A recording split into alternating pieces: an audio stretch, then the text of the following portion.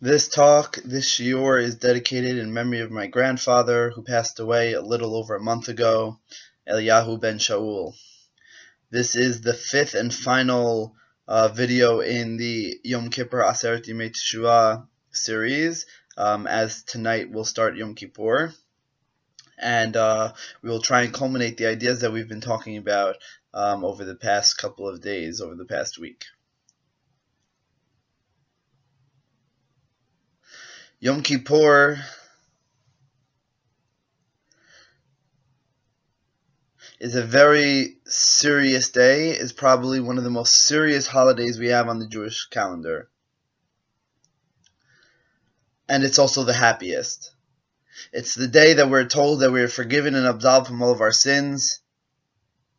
And not that we are written in the book, but rather our fate is sealed. The books are sealed, the books are closed on this day.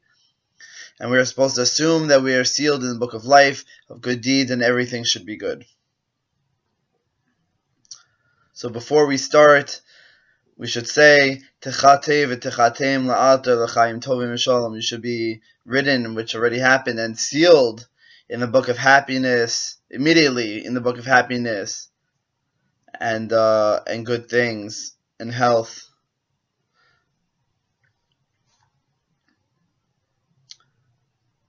There's a pasuk that says in Mishlei Proverbs 24:16, Chaf Daled pasuk Tet Zayin says, Ki sheva yipol tzadik v'kam u'rsha'im yikashlu b'ra'ah.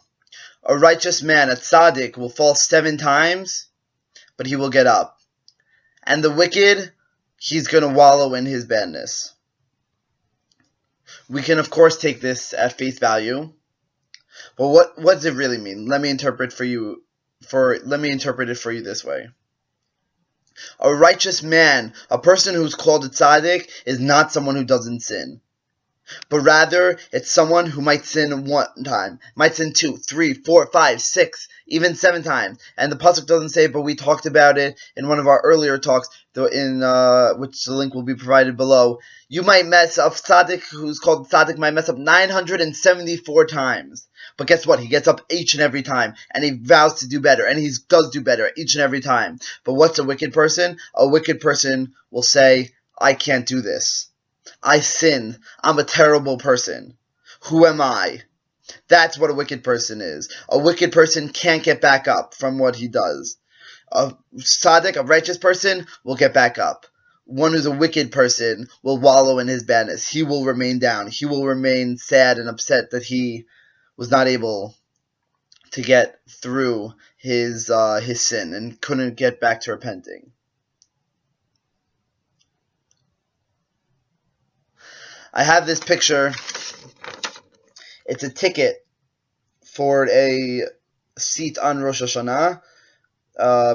It's for Ocean Parkway Jewish Center. First congregation of... I'm reading it backwards. First congregation of Kensington, Tiferet Israel, in the year 1943. Just to point out, the price is like $7. I think we pay like $70 where we are for a seat in 2015, so just a price match. This is a ticket for the year 1943 in Brooklyn, New York, a Rosh Hashana seat. This guy was seated at PUS, left center, seat number 8.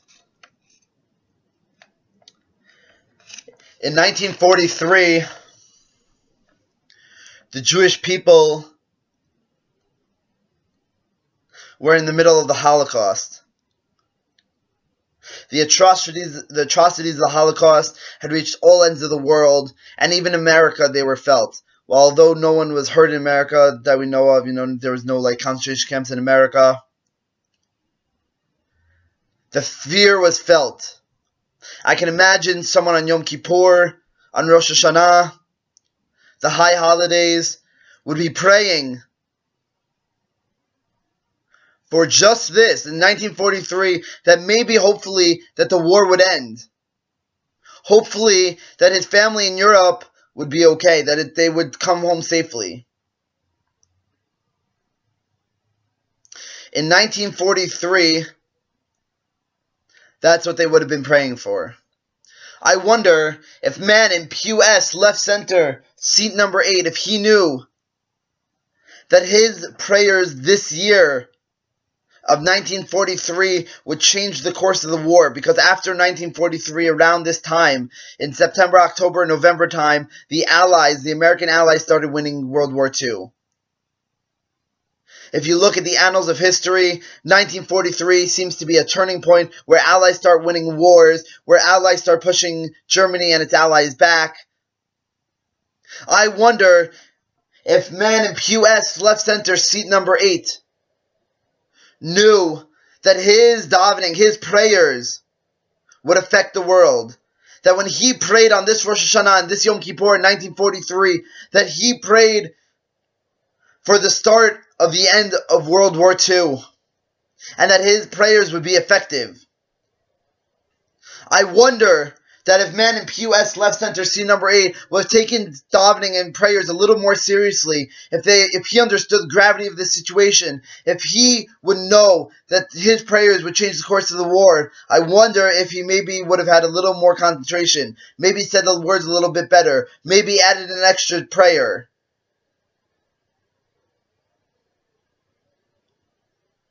Here we are standing on Yom Kippur. Once again we come, and we have to make a decision for ourselves. How are we going to act in this upcoming year, but most importantly, on Yom Kippur itself? Are we going to think of it like it's a drag? Oh, I hate going to shul for so long and sitting there, and the prayers are boring. Or are we going to take this as an opportunity to change the world? If you saw my earlier video, posted on a different channel, but I will provide the link below, the world's mistaken view on leadership, we talked about how each person individually can change the world. Our prayers can affect everything. Unfortunately, nowadays, it's getting a very scary time in Israel,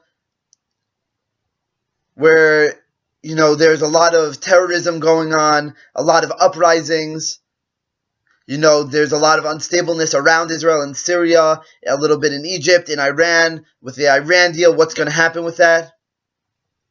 We should want to daven more, to pray more, to add those extra prayers.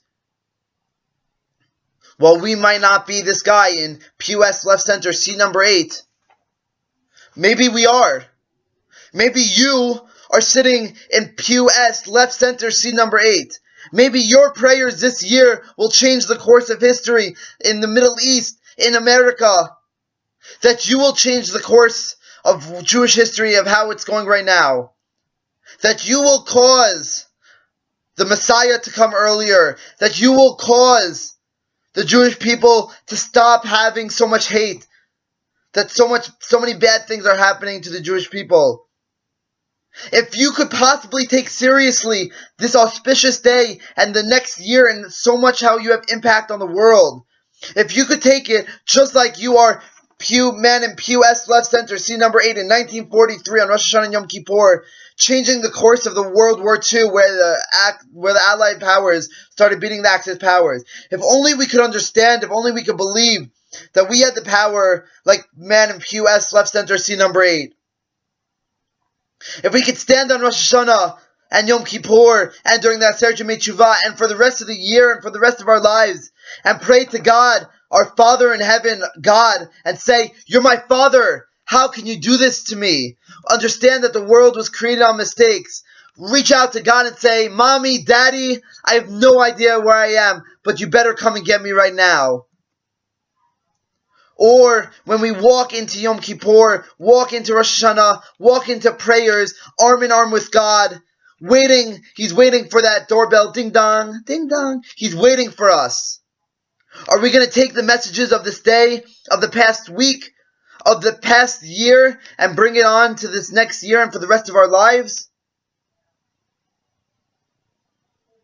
What if man in pew S, left center, seat number 8 didn't take his prayers seriously?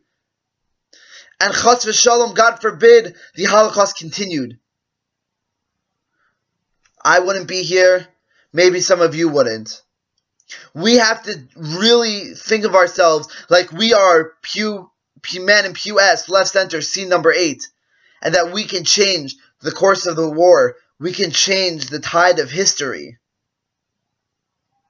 I hope and I pray that we can all take this day seriously, and that we are able to see the coming of Mashiach very, very soon and speedily in our days, and that we take the message seriously, and everyone should have a meaningful fast and an easy fast, and I hope to see you very, very soon.